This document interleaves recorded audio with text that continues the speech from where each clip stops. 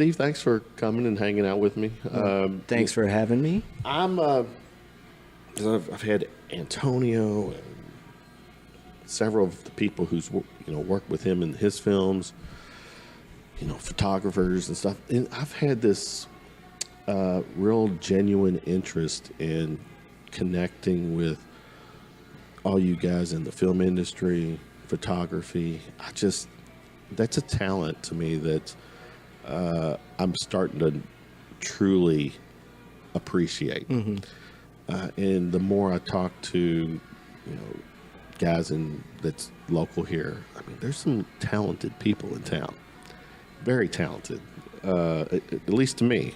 And so, when I saw that you were like with Antonio's One Must Fall, you were involved, and then I did some research, and you do your own photography thing, and there's Tribe, and what is this, Everywhere? What is that? This Everywhere? Everywhere. Oh, you're looking at my Facebook page? Facebook. Yeah, that's just... that's just... Yeah, that's just saying that I do it everywhere. Yeah. Okay. I am a photographer everywhere. All right. Like, I clarify that. Right. So, but give us what's your story? Louisville all your life? Maybe? My story? Yeah. Born in Shively. Born and raised in lively Shively. Was that when the Bacons was at the... The Bacons was there. The Bacons was there. But my mother took me and my brother there many years to get our school uniforms. I bring that up. On Facebook, it's notorious for those silly ass... like this one, I'm old enough. Yeah. And, no, I did. I went on a binge of those. If you look at my Facebook page, there's a whole bunch of them. Last week, I went on like a big binge. But yeah, one of them was I think it was like I'm DT's, Kelly's Lounge, and Longhead's old. Yeah. That's right. That Dixie Highway stretch. The Dixie Highway. It's cool. It's definitely a different place. But can I ask how old are you? I'm 36. Okay, that's it. So the one I posted was, I just did one because one was enough. But I don't know if you remember back in the day, there was this place on the river called Splash. Probably not, because I don't. You're young and younger than me, and so that was one. It's right on the river. It was a club, but it was very cool. And for some reason, it didn't connect well here. But I heard the stories after it left here. They basically moved it up to the Cincinnati area, which did well, and then they moved it now, I think, in somewhere else, Mississippi maybe, and it's just killing it. So right. But I mean, yeah, we also didn't, like, growing up, like, I think I was like 20. I was in my early 20s the first time somebody took me to the Highlands. Like for the first like 20 years of my life, like Dixie Highways was like my entire concept of Louisville. Like that was it. Yeah. So like we definitely wouldn't have made it to someplace on the river. In the Highlands is a different animal, man. You have to. It is a different kind of people here. I mean, it really is. Yeah. Unless I'm just so far off, but yeah, the mindset here. Here's one thing that drives me crazy. I've never been a fan where parking is only on the street. Okay. I'm like, oh my all right. God. Yeah, and that was no, that was a big thing too, because like out in like the Dixie Highway area, Shively and all that, like every place has parking lots. Yeah. Massive parking lots. Yeah. And everybody has a driveway and everything. Like there's off-street parking everywhere out there. And then like coming into like just getting close to like downtown, you're like, where do you live now? What area of town do you live in? Now we live in Phoenix Hill. Okay. We're on Shelby Street, just like right around. Now, what is Nulu? What is that area?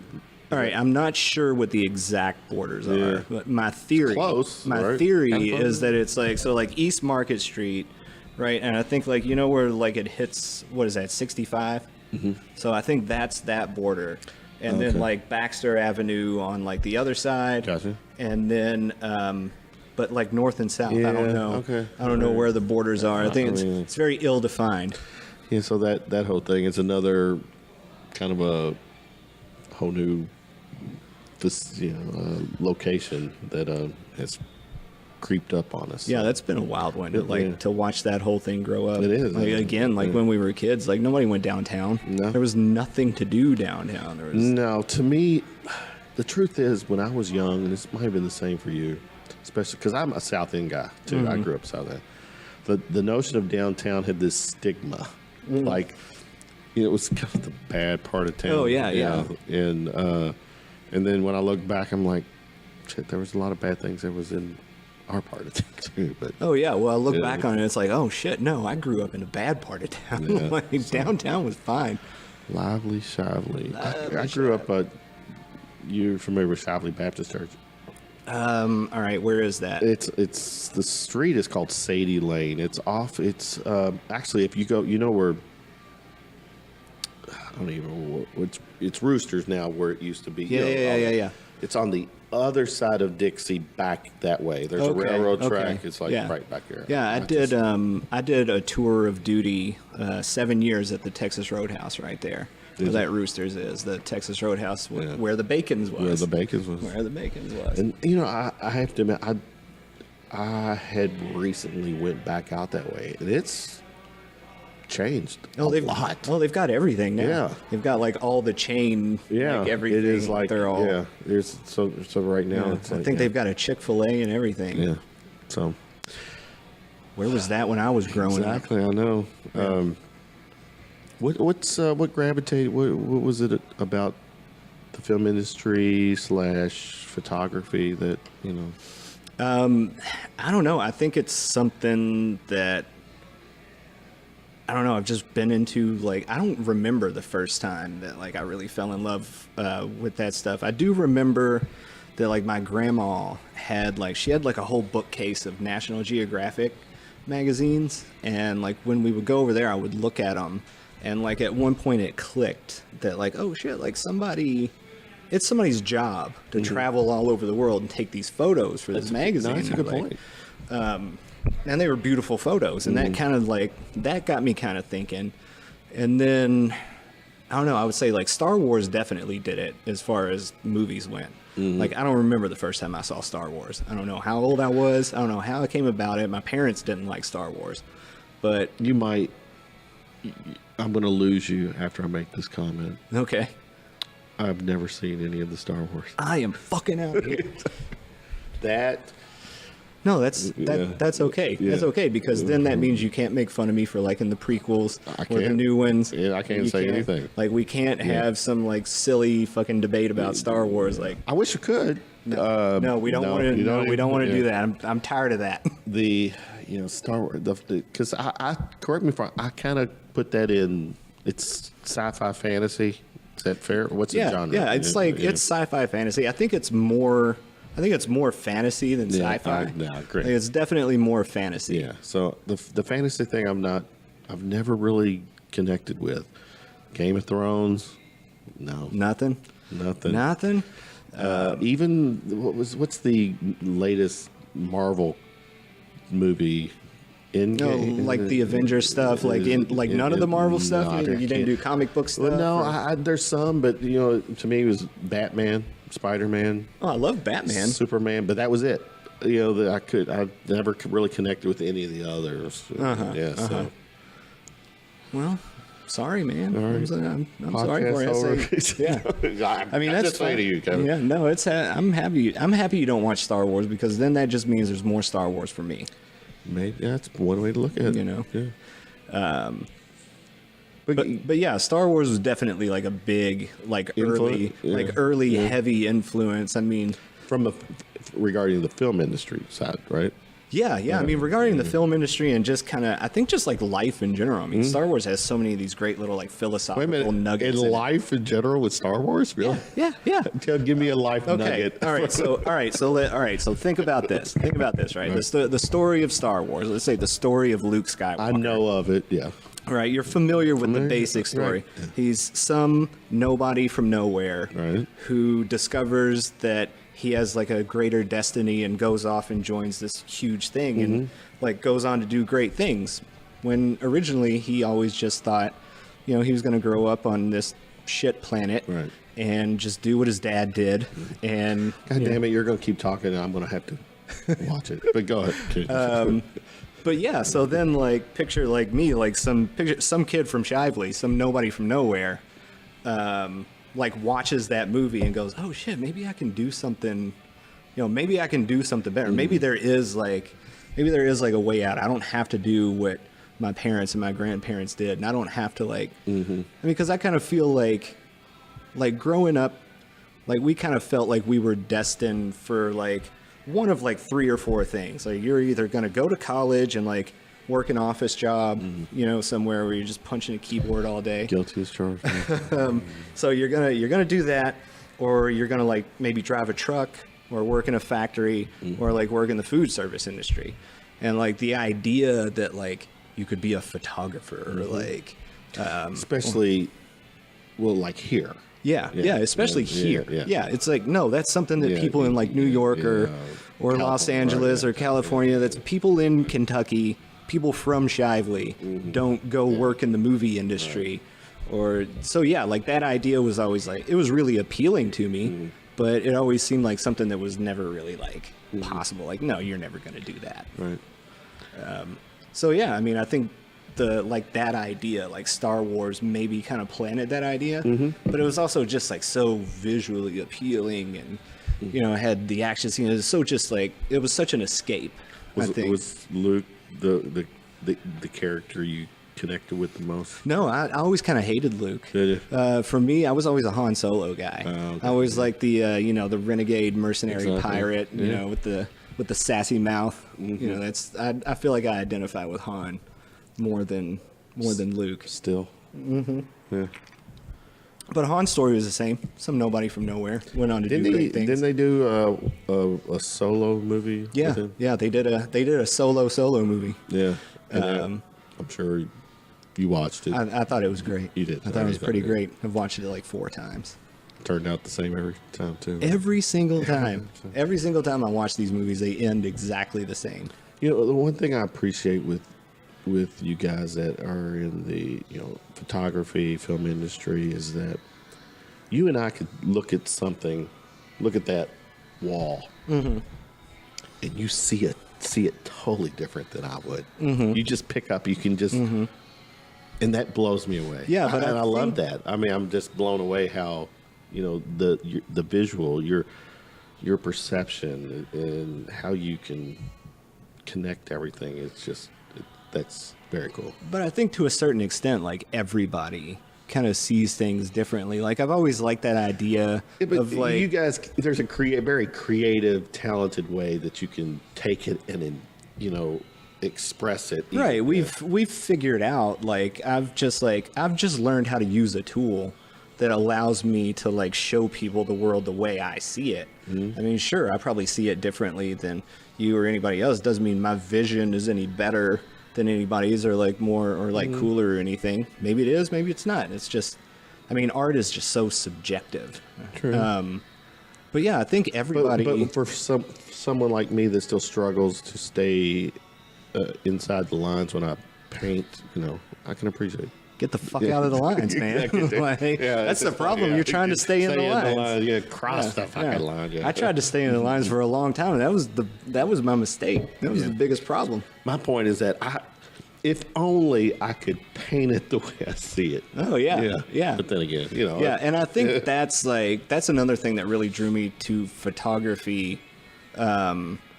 It's like I've always liked art and like had an appreciation for it, and I wanted to be able to draw, and I wanted to be able to paint, and I wanted to be, but I'm not good at those things, or I just don't have enough patience to like put in the time to get good at them.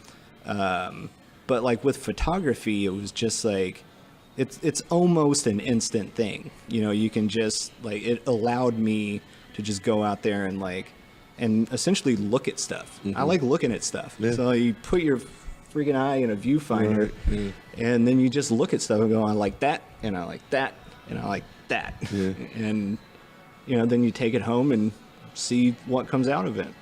But for you to be able to like that, and that, the rest of us different folk, just go right past Just breeze it. on by Yeah. it. Right, Yeah, right. you're able to, Yeah. on a whim, stop and appreciate for even a split second, where it doesn't resonate with us for whatever reason. Yeah, you know? yeah. I mean, I think that makes sense. But like, I wonder, like sometimes I wonder the things that like maybe you notice that I don't The notice. same. I mean, we 'Cause all that, have a like, different. that gift or idea that like, temperament. oh, like we all agree that like the color blue is the color blue, but like I can never really know if the way you see the color blue is exactly the same as the way I see the color blue. Fair point. You know what I mean? So it's yeah, like it's hard to like we can't see what each other sees. And I think photography, for me at least, gives like a close approximation. Like I can go, hey, look at this. Well, again, it's a form of talent. To me, it's a gift that you have that I'll speak for me that I don't have, that allows me through, in a sense, to see things through your eyes. Right, yeah. right, So right. I can appreciate that. Yeah. So, and that to me, all right, Steve does a pretty damn good job of expressing art or imagery. I try to. I really don't have to worry about it. I just rely on Steve. So, yeah. Well, give us your resume. What is on your resume when it comes to Oh, it's messy. well, It's messy. share it.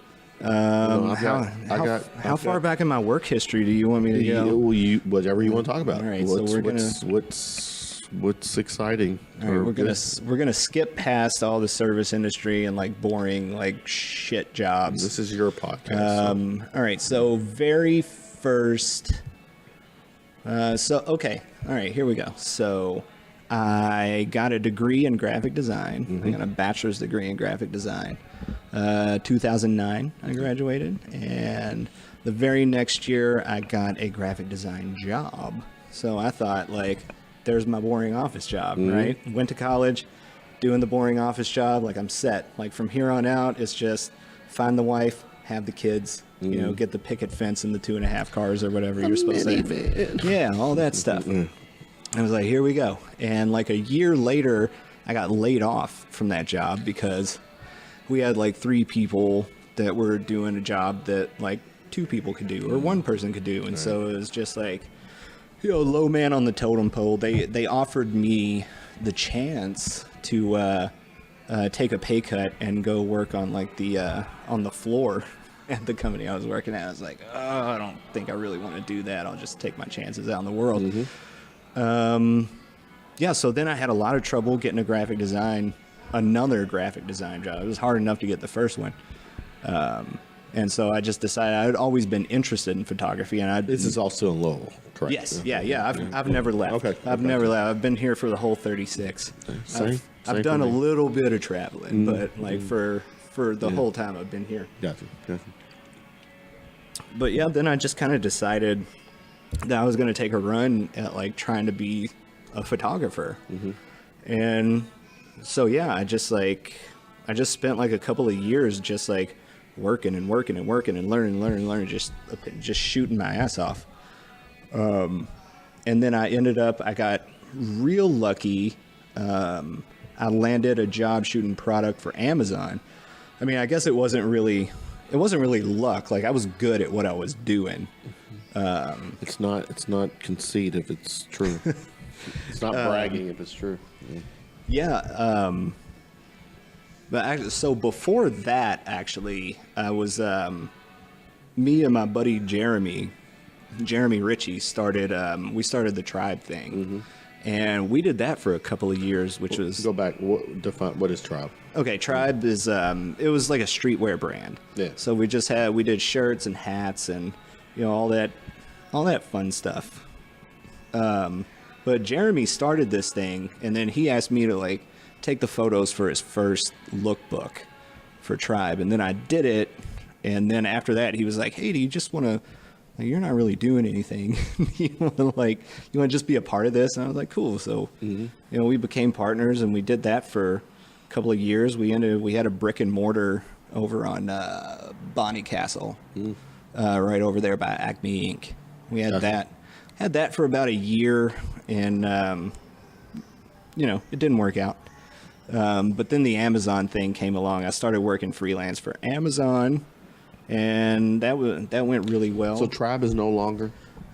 Tribe is, but it's just more. It's more of a hobby. Like me and Jeremy. Like Jeremy still does stuff, and I still shoot stuff. But it's just more of like. Yeah, it's not your primary. Exactly. Okay. Exactly. All right. So Amazon enters the picture. Yeah, Amazon enters the picture, and that went really well for a few years. It was a lot of money for not a lot of work. Mm-hmm. Not a bad thing. Not a bad thing. Mm-hmm. Not a bad thing at all. Unless it goes on for a while, and then all of a sudden you realize something happens where I've actually got to do some work. No, what happened was it went on for a while, and then because I was freelance, or I still am. I still work for them on a regular basis. It's just not nearly as much as it was. But yeah, it was I was pretty much a full-time employee for 4 or 5 years. Mm-hmm. And then all of a sudden it just stopped, out of nowhere. We left on a Friday, and then I just didn't hear from them for 6 months. So that was pretty wild to go from oh, you have all this regular work that's paying really well, and then it just falls off to nothing. It's oh God. You never saw that coming? Or? No. Really? No. No warning whatsoever. There was not you were not working with some type of, not a department, but some type of structure where there was not a list of projects or whatever. And, no, they do they have a list of projects and stuff, but as a freelancer, your job is just to come in, shoot the stuff, and come in, shoot the stuff, go home. But I would have thought that would never have gone away, would it? Yeah, it's just it's a constantly evolving thing, and there again, it picked up again after I think I spent a year of almost a year of not working for them at all, and then they started calling again a little bit here, a little bit there, and now I'm at a point where I work for them 2-3 times a month. Okay, but it's just, it was just a really weird, it was definitely a hard transition. Mm-hmm. It was a hard transition to go from that sort of security and comfort to absolutely no security and comfort. Yeah. And then all of a sudden I had to scramble and go, all right, what am I going to do? So you're in hustle mode at this point. Hustle mode. And just essentially shooting everything. Luckily I had planned a little bit, and I had some savings. So just watching that drain as I'm trying to figure out what the next move is, and which is or was, I still don't know. I still don't know what the next move is now. But I think I'm at a point now where I'm comfortable with the fact that I have no freaking clue what's coming next, and where at first not having that security net really freaked me out. Now I've gotten used to the fact that there is no security net, and you just have to keep moving forward and keep pushing, and networking. That's huge. Yeah. Probably we touched on our buddy Antonio. I know Antonio. Yeah. Probably a good little nugget to, He's been he's been absolutely invaluable, and I met him, I want to say I met Antonio when I was in the meat of the Amazon experience, because I was still shooting editorial stuff and magazine stuff. I still had a bunch of interest outside of Amazon that I was doing, and I got hooked up with Antonio and Clay and all those guys during that whole thing, and we just hung out and drank a lot more than we probably should have. No judgment here, bro. As you get ready to take a sip. Same. My 24-ounce PBR. Number two. Yeah. That's number 2. But yeah, we just kind of drifted. I kept watching, Antonio, and seeing where he was going, and seeing, what he was doing, and it was really cool to watch him kind of grow, into what he was. And then when it was just, I don't know if it was happenstance or like kismet or whatever, like whatever you want to call it, but like right about the time that he was getting ready to go into production on One Must Fall, like I had sort of been watching like the process, but right about the time that he was about to go into production, someone in the film industry mentioned to me, I was just having a conversation at the bar, and she was like, you'd probably be really good at shooting stills on movie sets. And I was like, what are you talking about? I was like, go ahead. Yeah, I was like, I didn't even know that was a job. Yeah, that's what I was saying. Right? How do you even know? But go. Right. I'm going to find out too. Yeah, I was like, so tell me more. And so yeah, she was telling me about how the guy's got a huge dick. He does, showing it off, wagging it. Baby's arm. But no, she told me all about like unit stills on a movie set, and like, so like every time that you see like a still frame from a movie, like in like a article or like printed somewhere, or like posters or like any of that stuff, like I always just assume that they like took it from the movie, took a frame, save. Right, exactly. Right. That's not what they do. Because most of those frames in a movie, like when it's going by at 24 frames a second, like it makes sense to the eye, like you put it together. But if you were to isolate the individual frames, like most of them look blurry or weird, or just everyone's face is not in sync, and, right? And it's not like a lot of times, like if you want to print it, it's not a high enough resolution to be able to print, because the print resolution is way higher than a screen resolution, even the highest screen resolutions that we have. Now I know, which actually makes total sense. So, yeah, and it makes total sense once somebody tells you. But, so I was like, okay, that sounds really freaking awesome. And I was like, yeah, if you hear of anything, like put my name out there. I want to try it. And so yeah, I got one job. I did one day on a movie, and like William Shatner was actually on this movie. So like here in town? Yeah, it was out in Goshen. I've heard that was. Yeah, they were filming out in Goshen. Last year. It was like 2017. I think it was like around the winter of 2017. Who was involved with that? Local? Was it? Like, I mean, there was a lot of local crew. Yeah. Like most of the crew was local, and then like some of the other actors I recognized from like other stuff, but I don't remember their names. They probably won't watch this. No, they will not. But if we get the names, I'm going to tag them so they'll hear that we didn't remember. But yeah, it was like weird, because this is like the first time I had ever done this. Like somebody just calls me up and they're like, "Hey, we're shooting this movie." And you got first time ever. And they're like, "Okay, here's the movie." They send me a call sheet, and it's like out in Goshen, and I'm like, I don't know, maybe this is like some kind of like weird student film or something. But like, I'll get some images that I can show people out of it. And yeah, like I show up on the day, and like I'm standing there, I'm putting my camera together, and I look over, and William Shatner is walking towards me. I'm like, what the fuck is this? So at that point, you still got the I guess the movie info and the location, but you didn't know the details or who's in the movie. No, because like Shatner wasn't like on the call sheet or anything, or like no, I had no idea. So that was a very pleasant surprise. Oh, it was a pleasant surprise. It was also fucking terrifying. Yeah. It's like, oh God, it's a William Shatner movie. I'm gonna fuck this up. Oh, wow. Right. But you didn't. No, I didn't. Yeah. I did a pretty good job. And then I think the very next thing I did was Antonio's movie. Like I heard that he was shooting, and I hit him up. I was like, dude, like I just started doing this, and I really want to build a portfolio. I really want to do more of it. Like I think this is what I'm meant to do, like kind of thing. Good. And he was like, cool, man. He was like, I'd love to have you on. He's like, to be honest with you, like I've already gone like way over budget, and I really can't afford to like I wanted to have a stills photographer, but I really can't afford to have one. And I was like, dude, just let me do it. Yeah. And it took a little bit of convincing. I had to beg him to let me shoot it for nothing. Because he's also a photographer. He is also a photographer.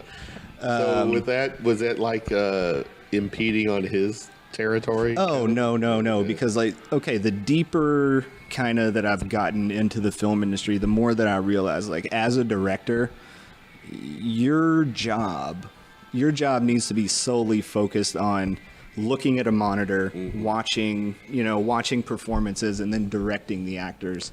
I'm looking at a picture. Yeah, I took that one. I love that image. Yeah, that was really cool. That was actually like, I remember taking that shot because we were all standing around this room and we're waiting for like lighting to get done and everything to get set up. Can I ask, is that by design or no? The window was just there. That's like, so like I was just looking around. I saw this window and I saw this stream of light coming in, and so I grabbed the actor. I was like, hey, can you just stand just right here and just kind of like look menacing? And just because I saw that light there, I was like, oh, that's just like a really beautiful, it's just really beautiful light. I love it. That's one I'm glad he chose to use that one because that's one of my favorite ones. That's a good one. That is a good one. So you did all the stills for this movie, One Must Fall, that has like really done pretty damn good. Yeah, well, I mean, look at that photo right there. With all the he's running out of room on the photo to put the awards. Exactly. So yeah, it's gotten a lot of and deservedly so. I mean, it's an awesome movie. I've yet to see it. I saw it at the premiere in Cincinnati. And the theater that we were in were way less than ideal conditions. So I'm really looking forward to seeing it at the Palace with like a proper sound system. I've thrown it out, and he's very receptive to this idea. So I think we're going to make it happen. But I suggested that let's do a red carpet. I'll stream it live on Facebook. And do a red carpet type where I'm going to be the cheesy Ryan Seacrest, and people will walk in and I'm stopping them and hey, quick interviews and stuff. But he's we touched on the fact that I'm going to be doing a roast, and he's my next one. And how do you roast someone like him? Right. He's a genuinely sweet man. Yeah, good guy. So, but. Yeah, I mean, you'll never meet somebody nicer than Antonio Pantoja. I like Antonio Pantyhose. I like that.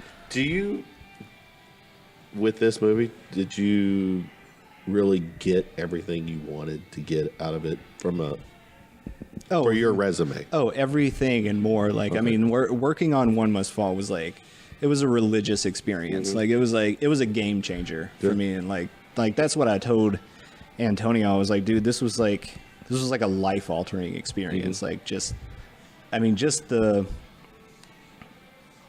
really hard to describe. Just like the camaraderie, that comes when you're. Yeah, I didn't do the entire shoot. I was there for 10 days of it, and I think they ended up doing like a total of like 13 or 14 maybe.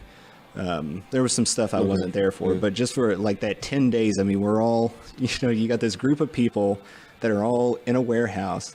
It's freezing cold. It was like January. Yeah, it was January, and like most of this warehouse did not have windows, much less no insulation. Yeah, so we had like those like jet engine heaters like all over the place trying to keep people warm, and like, it was like down in the one room that was heated is where like the craft services table was, and where everybody that wasn't doing anything at the moment was hanging out. And so sometimes I'd go down there and just hang out, and we'd have like these little group therapy sessions where we just sit around and talk about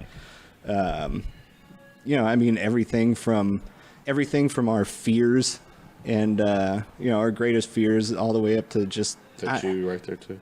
Yeah. I guess is it safe to say, I mean, every pick that we'll probably see on here, for the most part, that is probably, yeah. Okay. Yeah. I mean, all of those. I love this moment right here. Herschel? That's Herschel. Yeah. Hey, Herschel. Yeah. There is, again, I go back and the talent here, especially just the fact that, again, I'm just so into the film thing locally, and I'm just still blown away that I think there's a lot of people here that are just they're so close at that next level, and the John Wells and those guys. I mean, I think there's a huge amount of talent here, both in front of and behind the camera, and even like all the crew and everything, like all of the actual like all the movies that I've worked on over the past couple of years. Like I've seen the same like the crew members like show up over and over again, and like nobody works harder than those dudes. Like they go for it and they go all the way and they put their heart into it. And yeah, there's a huge amount of talent here. Give me some of your favorite moments. That's you too. That was you, right? So that's a painting. Oh yeah, that's right. That's a painting, yeah. But the guy, yes. I think the guy used my photos as references because I definitely notice. Like most of these look familiar to me. I mean, I think at the end of it, I had like that's right. That's an actual paint. Yeah, I had like 1,500 photos at the end of the experience, and that's just the ones I pulled out that were good. God. Yeah, but most of these photos they all look familiar. This one definitely, I know, and like this part of it is actually like down here in the poster. Okay, like it's definitely I found the photo that one was a reference of, but yeah, it was pretty rad because like the dude that made that poster has done some he's done some serious posters, and like you're right. Yeah, one time he's done some Star Wars ones. He did a really great Empire Strikes Back one, and so to have like a dude of like that caliber be like, oh god, he like. Did you get to meet him or is this guy's? No. He's not local. No, right? no, right, no. I don't know where he lives actually, but his work is phenomenal, and yeah. So from here, what's next? As far as obviously, I think you're doing something, or you're now doing something that you're. Well, I've decided, and actually, Antonio convinced me. I wrote a script, so I wrote a script for a short, and really, it's on the verge of not being a short. It's going to end up being like 30 minutes long, probably. But I wrote this script and I sent it to Antonio for just asking him to give me some notes on it, what he thought. And he's like, you have to make it. Dude, you have to make it. You have to make that. You can make it. You have to. Anything, like if you need to borrow. Him fucking saying that, I mean, you probably blew a wad. Oh, yeah. It's like, oh, so like, okay. So like now my friend who just got a feature film, like, produced and funded and actually made it is now telling me that I can do this, that it's possible. It's like he wouldn't blow smoke up your ass. Oh, I know he wouldn't. That, yeah. I know he wouldn't. Yeah. And yeah, I think that was just like the encouragement that I needed because it's always something that's been like kind of bouncing around in the back of my head. Like I've got stories, and like this particular story. Does this story involve a lightsaber? It doesn't. I wish if I could if I could find a way to shoehorn a lightsaber in there and like I thought that I could get away with it, I wouldn't even worry about like copyright stuff or anything. Like I just have to make it work logically. Right. But yes, I definitely would. There will be swords at some point. Yeah. There will definitely be sword play, but like this story is kind of like just a really small part of a larger story that I've been thinking of I've been thinking about this story for like 10 years, just kind of like nailing down like the main, like the big strokes of the story arc.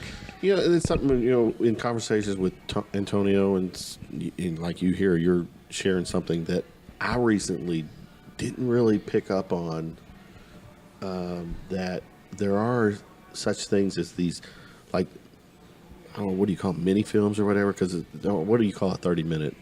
I mean, what is that? I think you call it an episode. Yeah, something like once it gets to like the 30-minute range, I think really it's like an episode. It's something like it. Well, actually, yeah, because TV shows. But is it per se? Would this be classified as a movie? I mean, how do you? So like, okay, like this is a thing. Like I call it a short film because it is a story that can stand alone, like by itself. Like if we make it and like people see it and everybody hates it and we never get to do anything else, it's fine by itself. But Like if people saw it and they were like, "Holy shit, that was awesome! I want to see more." Like I've got develop this into I've got a lot more. Yeah. Oh, that's cool. Yeah, like I got plenty of material to pull from, and actually I've gotten actually have 3 episodes almost completely written. So the first episode is completely written. Second episode is like 75%. The first episode that's written is what you could be just a standalone. Yes. Yeah, that's the one that we're actually making. We're in pre-production. Yeah, you are doing it? Yeah, we're doing, we're going to start filming on June the 1st. As in next month? Yeah, as in a couple of weeks from now. When did you show this to Antonio? I want to say it was still cold outside. As in last winter, right? Yeah, it was still. It may have actually been before the new year. It might have still. It might have still been 2018. All right, but still. Yeah. For you, that's where I'm going because this is clearly less than a year. Yeah. You show him a script or whatever. It's really nice. Is this a script? Would you call it a script? What do you call it? I'd call it a script. I mean, I don't have a ton of experience. Okay. Actually, I didn't have any experience writing scripts at that point. So it's not in a script format. Right. And like that's another thing I brought up with Antonio. I'm like, dude, I don't really want to show it to people because it's not really like in like the proper format. He's like, it doesn't matter. He's like, you can shoot from this. Really? Like he's like, what you what you have, you can shoot from it know. because it's just. So I just wrote down kind of what I saw in my head. in showing it to him, and in less than a year, you're going to start this project. Yeah, Props, it's been man. it's been kind of How long? it's been kind of a whirlwind thing, but it's also been like I wish. How long had it been completed before you showed that copy? Shown that copy to Before I showed that copy to Antonio, probably a couple of weeks. Yeah, because it's like this thing that, like I said, I've been thinking about this story for like 10 years, and then like one day, like I was sitting there and I just like a scene popped into my head, and I was like, at first it was just going to be completely unrelated. I was like, oh, I just want to write this scene, and so I wrote the scene. I was like, wait a minute, this would be like a really great introduction to this character that like I've wanted to like really mess with, and so I kind of like just developed that a little further and a little further. And yeah, over the course of like a few days, like. But how challenging is that with short films? Because I'm gonna go back. Let me back up a little bit because when it comes to films, movies, always they're an hour and a half. Anything that's 30 minutes or less, though it's like to me it's like a TV show or something. Right. So I don't classify that as a film, but I'm coming to find that there are these things called short films that are in that 30-minute range that can tell a fucking amazing story in 30 minutes. To me, though, it just seems hard to be able to, in 30 minutes, to be able to identify, have the characters out there, understand who these characters are, and get them over, whether they're good guy, bad guy, killer, whatever, in a 30-minute time frame. It seems like it seems like not enough time, but I think that's one of the great things about like the film medium is that like it's everything all at once. Like you're getting story, whether it's through dialogue or like writing, but you're also getting the visual element, you're getting sound, you're getting there's so many elements that you can use to convey a story, and most of them don't have anything to do with actually like talking or telling you what's going on. Like you can say a lot without saying anything. And I think that's Can you give us any info on this movie? Like is there a genre? Is there details? I've been trying to like nail down like exactly what genre I'd put it in, and I've just come to the conclusion that whatever genre you would put Fight Club in is the genre that we're in. I don't know if that's considered a thriller or So are you saying, is that your way of saying this is kind of a Fight Club kind of flick? There's a lot of influence Okay. from Fight Club. Yeah, that was one movie that like That's what, is that Brad Pitt? Brad Pitt, Ed Norton, No, Ed Norton, yeah. David Fincher Yeah, directed. Yeah. Yeah, I mean that's one movie that had a huge impact. So on not me. fantasy, nothing in that Star Wars. Oh, it's realm. definitely fantasy. Oh, it is fantasy. Okay. I think that's the thing about it too. So I've got this theory about like artists, right? And like what a good artist really does is they just take a whole bunch of shit that they've seen over their entire life that they really liked, and they go, I want to see that all in one place. And then they just take all that and they put it in one place. Like if you look at Star Wars, like George Lucas took, science fiction, obviously. So science fiction, fantasy, there's a ton of influence in there from Kurosawa, Flash Gordon, old westerns like spaghetti westerns. Like there's and he pulled things from his life. Yeah, that's a good point. Just Right. in general, Yeah. he just took all this stuff that like he could see that it all fit together, and where other people were like, none of that stuff goes together. He's like, yeah, it does. Just look. Right. That's interesting. And I think that's like this story is definitely a big mashup of a lot of things that have influenced me over my entire life. So there's a lot of like genre wars going on in there. So start in June. How long? Give me an example, or not example, just or specifics. We're kind of because we are on a shoestring budget. We're doing it just like one step at a time. So we know that like the money that we raised from our crowdfunding campaign. You've done that. Yeah, we did that. Yeah. And so what we made from that, we're very certain that we can film X amount of scenes with that money. And so then like once we've filmed everything that we can film, and we've gotten there, we're also working with people's schedules. There's a lot of there's a lot of scheduling conflicts going on when you try to get, we're trying to work with as small a crew as possible, but also there's just a certain number of people that you just need, and props and wardrobe and all that stuff. It all takes time. Right. But yeah, so we're just kind of playing it like step by step. Like I'm fully expecting this whole thing to take like a year or more to actually get done. Right. Like get filmed, get edited, get all. What is your role in all this? I'm the director. Okay. All right. Writer and director. Writer and director. Yes. Okay. Yeah. But yeah, so we're gonna see how far we can get, and once we get that far, we'll. That's to me.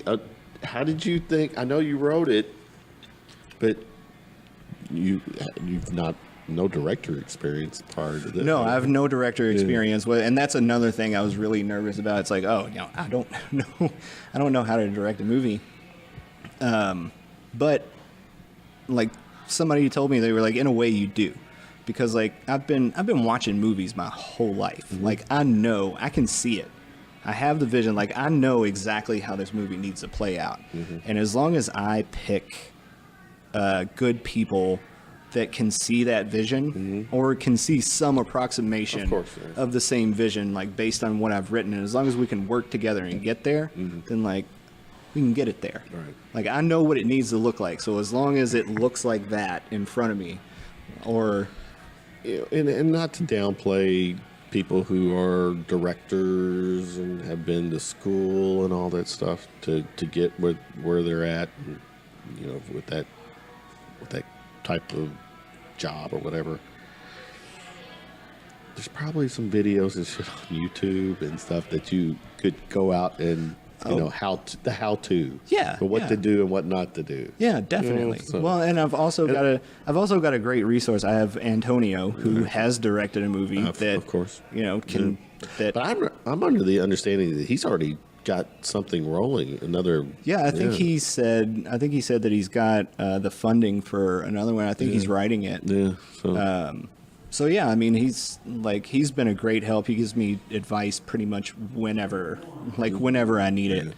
And then also like all the film sets that I've worked on. Like I've been observing. My job on a film set is to observe, you know, and to take photos and observe. And like I've watched the way like these different directors work and what they do and how they do it. You're just not click, click, click, click. Right. It's absurd. There are a lot of times that it's almost like shooting in like that kind of environment is almost like hunting, where like I'll see like a scene and like maybe like one of the actors standing there like far away, right? And like I'm like, okay, if just like one more person would walk into the scene, so I'll just sit there and wait, just with the camera poised, finger on the shutter release. Like, okay, I'm just waiting for something different happen. Like I see a scene here, and I'll just wait for it to happen. Or like you see people, you turn around, you go, oh, those two are about to hug. It's just, you know, you get a lot. You start like reading body language and seeing like, okay, something interesting is about to happen, or just waiting for something interesting. Like, okay, this is a cool scene. I know people are going to be around here, so something will happen. Besides the movie, what's next up? Or is that like what you're totally focused on right now? Or that's what I'm pretty much entirely focused on. Like I told myself that like this year I was just solely going to focus on trying to get that done. And because like I've always been the type that I get like 15 different projects going at once, and like you know, I get a little overwhelmed. I have a tendency to bite off more than I can chew, and then just chew it anyways. Makes fast days. It does.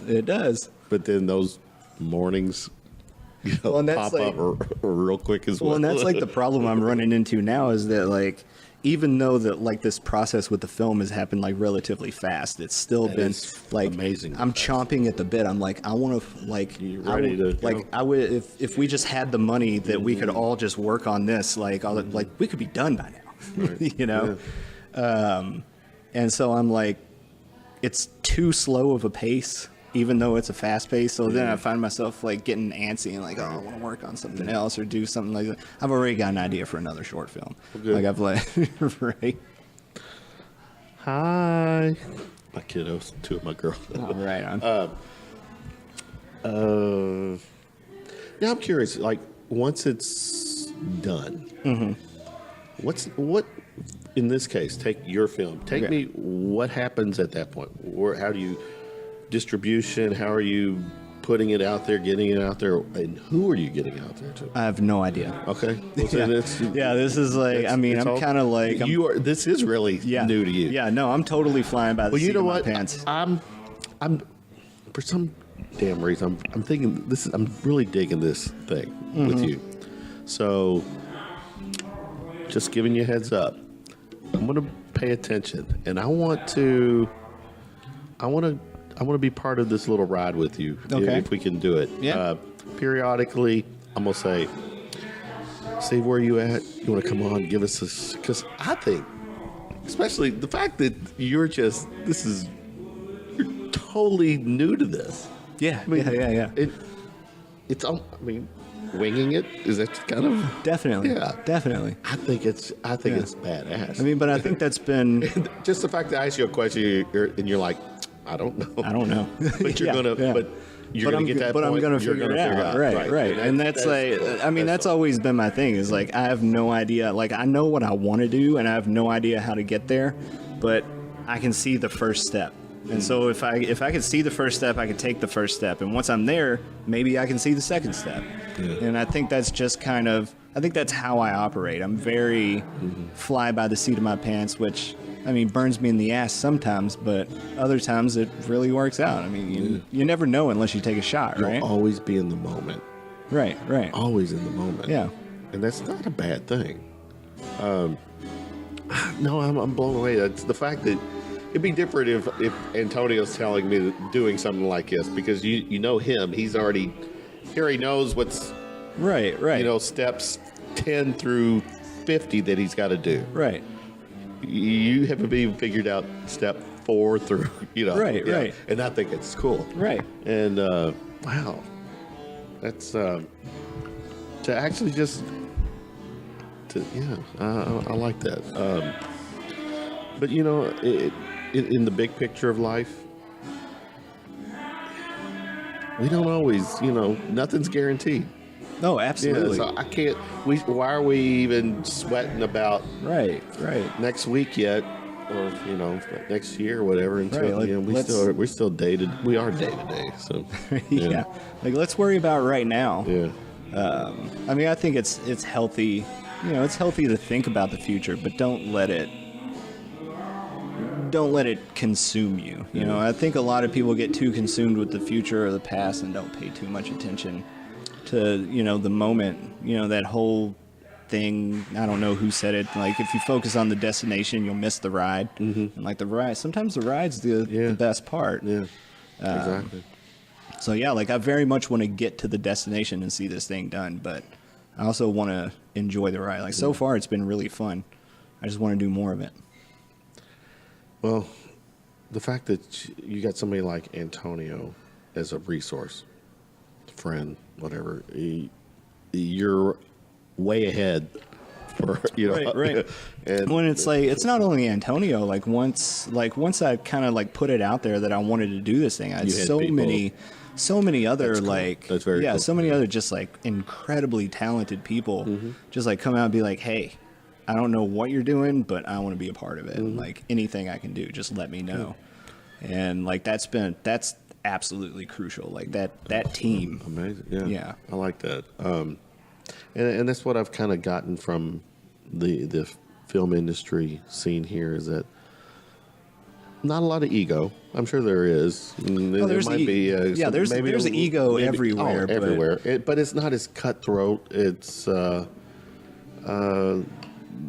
know, there is some compassion to help people. And again, I go back. I know Antonio, and I'm sure there's other people that you're able to lean on and stuff. But you definitely got a nice source there to. Well, and I think that like so many of the people here, because like maybe they have the same mentality I did, where it's like, oh, people from Kentucky don't make movies. That is, I think as a movie fan, I never thought that. Right. You know, I never thought Kentucky was the scene of a. Though, what was it one time? What was I know a few years ago there was that movie and they made in E-Town. That wasn't it Ashton Kutcher or something like that. No, you're talking about the one. It was called Elizabethtown. Yeah, it was called Elizabethtown. It was Kirsten Dunst and it was Orlando Bloom. Bloom. Right. Yeah. So. Yeah. Orlando Bloom featuring a really bad American accent. Yeah, that's. But I guess going back, my point is that the notion of a you know, you think Hollywood, you don't think on location is somewhere in Kentucky. So. Right. And I think there's a ton of just like really passionate people here that are like, they just want to do this, and they want to see everyone else succeed, because the more of the community here that succeeds, the better that is. The better that is for the community as a whole. And I've actually been like, I'm trying to get together a little like networking night, because I work 2 nights a week. I bartend at the Tim Faulkner Gallery. Oh, yeah. I've never been there. I've heard so much. Yeah, so it's in Germantown now, corner Logan in Kentucky. Full service, full on bar, full on like serious art gallery. Right. So it's a bar and an art gallery, and what we've decided to do on Monday nights is we want to get together. We call it photography, film, and fashion, because those are 3 things that like I've had a lot of experience in. Like I've done fashion photography a lot. I've done photography, and I've done film. And so I feel like those 3 overlap a lot. So we're trying to just like get people to come there, get people from those communities to come there on Monday nights and just hang out. Just hang out, talk to each other, networking, collaborate. Right. I like that. But yeah, because I think the more, like, one thing I've really noticed is that like hanging around, like the internet, and, you know, the Matrix is great and all, but like getting out and like actually interacting with other creatives and like bouncing ideas off one that will charge you up more than anything. Yeah, it motivates. Yeah, Motivates you. It inspires you. Like, you never know. Very cool. Yeah. Wrapping this up, I'm gonna give you or do with you what I do with most of my guests. It's like a rapid fire that I call round of shots. Bring it. First concert you attended. Oh shit! I think it was the Ninja Turtles. Wait a minute, what? Yeah, I think it was the Ninja Turtles. So, yeah, so like I said concert, not movie. No, it was a concert. Okay. So, yeah, like the Ninja Turtles, I was a big Ninja Turtles fan, and they did this whole thing where like the Ninja Turtles recorded like an album, right? And it was, I mean, it was what you have to take your word for what it. you would imagine. Was that like here in Louisville? Yeah. Really? So they did the whole thing where it was kind of like a like Whatever on Ice kind of thing. It wasn't on ice, but it was like, yeah, dudes in the Ninja Turtle suits like came out and like performed. Like, tell me this was prior to you being in your 20s. I was 27 years old when I went to my first Ninja Turtles concert. Yeah. And no, I was like, I was like, I don't know how old I was. I was like 10. Kid. Like, you were a kid. Yeah, I barely have memories. I was a big fan of the Ninja Turtles cartoon, and like, yeah, like my mom took me to this thing. It was probably at like, it was a family thing. It was probably at like Freedom Hall or something, you know, where like, fair enough. Yeah, which is Freedom Hall is still there. Okay. So like, yeah, so Ninja Turtles was my first concert. Give me your go-to horror movie. Go-to horror movie? Yeah. I'm gonna say Jaws. That's a good one. Yeah. Go-to fantasy movie. Going to get it out. Fantasy movie. I mean, I consider Star Wars fantasy, so I'm going Star Wars, specifically Empire, or The Last Jedi, or Revenge of the Sith. Got options there. Those are my three favorites. X-Files fan? Do you remember that? No? Never did that. Right. Okay. So Never did that. I can't throw a Mulder or Scully. Who are you, Mulder or Scully? All right. Give me a pet peeve.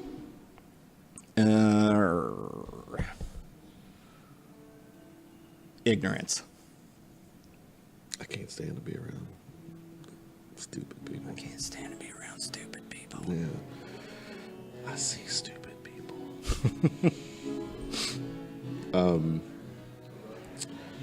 Superpower. What would it be?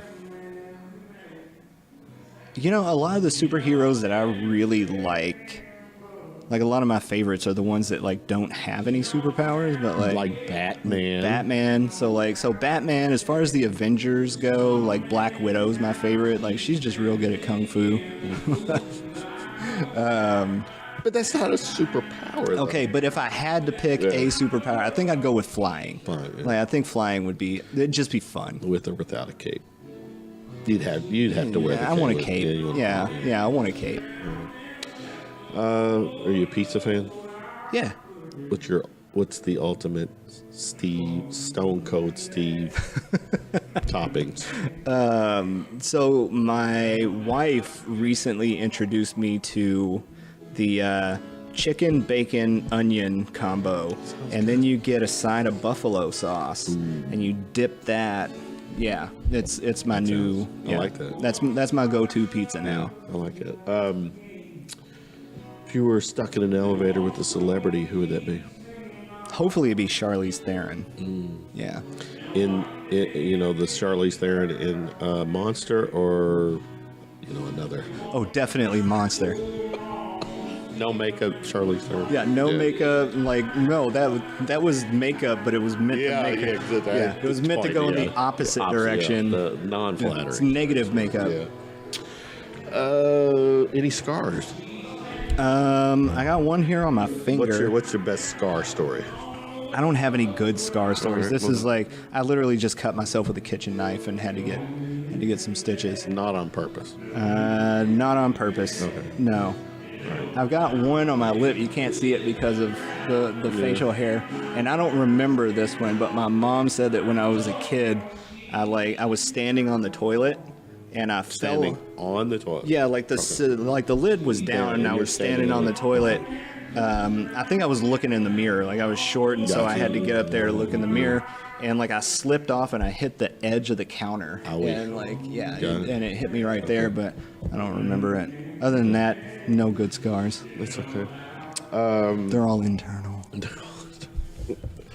Let's see.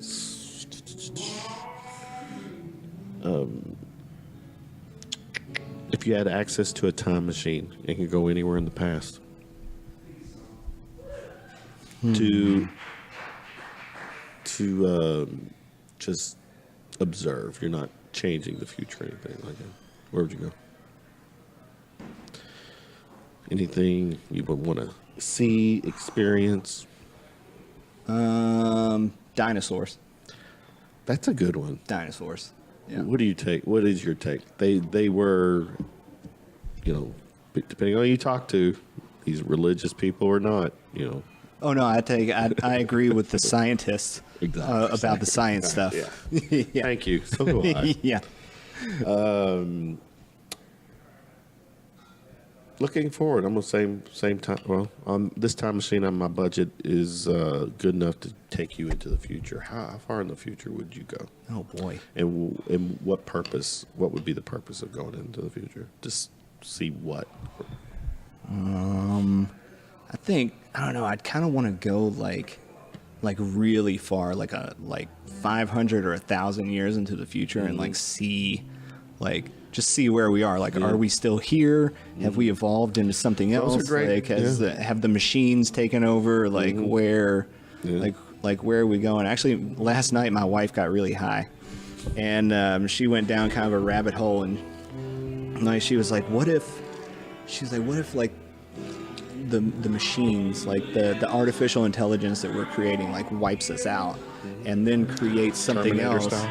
Yeah, creates something else that wipes them out. And like, what if it's this whole cycle? Like, what if nature created us, and now we're destroying nature, and so then we create artificial intelligence, and artificial intelligence destroys us, and then so on and so forth, and the great wheel just keeps on turning. I'm digressing a little bit because I know I'm done with the rapid fire. So these next things are just shit that I like to talk about. We'll do it quick. I know we're over now.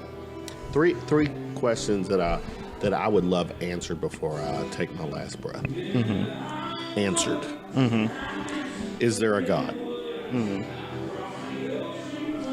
Answer that for me. Oh, you want me to answer it? Yeah, you answer it. I'm like, no, I don't believe there is. But I'm kind of like, I'm one of those annoying people that's like, so I don't believe that there's a God, but if for whatever reason, like really, I was shown really compelling evidence that a God did maybe in fact exist, like I'll shift sides on that one. Until then. Until then, there is no God. I'm kind of with you. I think if there's a God, right now my belief is there's a God or a creator, it might be alien. Oh yeah, like if somebody if some intelligent life form created, we're a big created fucking humans zoo here. This planet is a zoo. We're a product of, and they're just watching us like we would watch animals in a zoo. Yeah. All right, that's one. Two.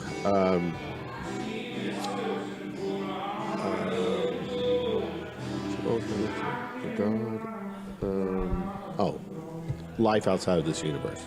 Definitely. No, outside of the universe. Well, outside of away from Earth. Extraterrestrial. Yeah, definitely.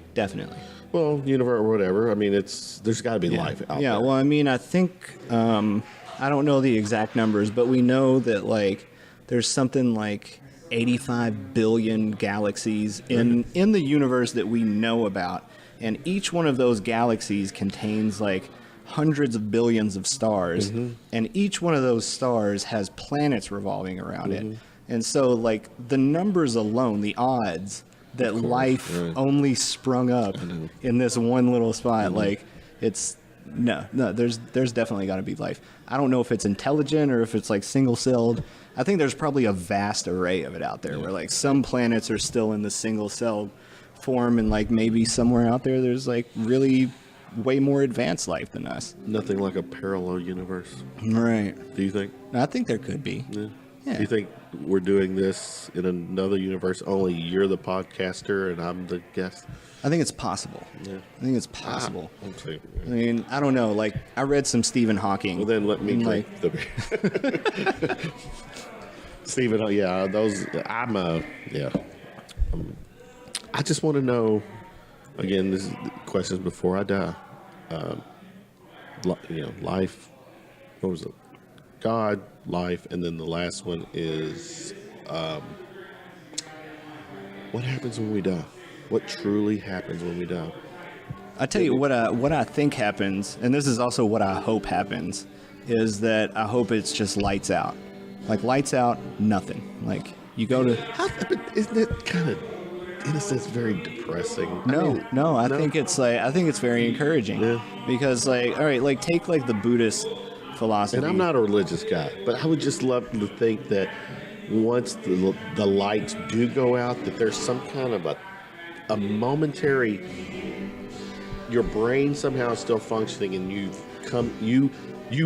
do get that closure, like, oh shit, I just died, and I'm at peace now, rather than it just done, and you can't. There's no thought, nothing after that split second. Yeah, no, I think it's probably just lights out. Yeah. And like I don't know, because the Buddhists have this whole, the reincarnation philosophy. Like their whole deal is like they're not trying to live a great life so they can go to heaven and live an afterlife. They're trying to live a great life so that they can fucking die. Right. Like the whole deal is like you're born, you live a life, you're born again. All life is suffering. Yeah. Reaching enlightenment is getting out of that cycle where you cease to exist. Yeah. And to me, there's something comforting about that. Like, oh yeah, like at the end of it, I can just not exist. And the idea of an afterlife sounds exhausting to me. Potentially, yeah. Yeah. I just think that this is how my mind works. The scenario is you're just driving, and you're listening to music. You look over and you see you're passing like a Taco Bell, and all of a sudden, the big picture is you got fucking T-bone. Right. Got hit head on. Right. And you're done. Done. It's like, it's like, why can't I just have a moment to say, oh shit, that just happened. That's what I just. But see, I think the beauty in it is that like you don't care. Once you're dead, you're not going to care that you didn't have that moment. But wouldn't you? No, I'm with you. Like, I do know what you're saying. It just all goes away. But let's say there'll be a moment when, like, I'm not. Do I fear death? I don't fear death. Mm-hmm. Am I ready to die? I'm not ready to die because I got kids. I got 2 grandsons. I got family. There's people I just love to be around. Right. The notion that it would be over and I don't get to be part of that scene anymore. Right. So it's FOMO. Yeah. It's just FOMO. I don't know. Like to me, like I feel that. I understand what you're saying. I know where you're coming from, and I may change my mind about all this stuff. No, I totally at some point in the future. But logically, you're right. I think that sounds like pretty cool. Like once I'm dead, I'm not gonna give a shit. What about your soul? Do you believe in a soul? No, not in like the magical like sense of the soul. I mean, I have a certain amount of me that's like, I guess the quote unquote spiritual. Okay. Like, but is that a life force in you? I don't think it's a life force. I think it's just, I don't know what it is. The life force will be with you. The force. It's just the force. No, in this case, we're using the life force. The life force will be with you. Yeah. Give me your best impression of Darth Vader? Oh shit, man. I don't think he ever said shit, man. No, I'm not. I'm not going to go there. I'm not going to do it. Because this would be something that would be, We're going to turn it into something that it's not supposed to be. A soundbite Darth Vader sound. We're not going to give Darth Vader a bunch of free advertising on here. Steve, thanks for hanging out with me, man. It's good stuff. Thanks for having me. I wish you the best with this project. And I appreciate your well wishes. Yeah. What's up, man? How's it going? We're wrapping up, but you could get. That's exactly what I was told to come and tell you to do. Was I got wrap two of my daughters. Yeah. All right, we got to wrap up. Thanks, brother. Yeah, thank you. Good luck. You'll be at the premiere. Yeah, for sure. There too. So as doing my Ryan Seacrest, you'll probably walk by and I'll have to stop you and chat with you. Yeah. Thanks, man. Thank you. Good luck, man. Thank you. All right.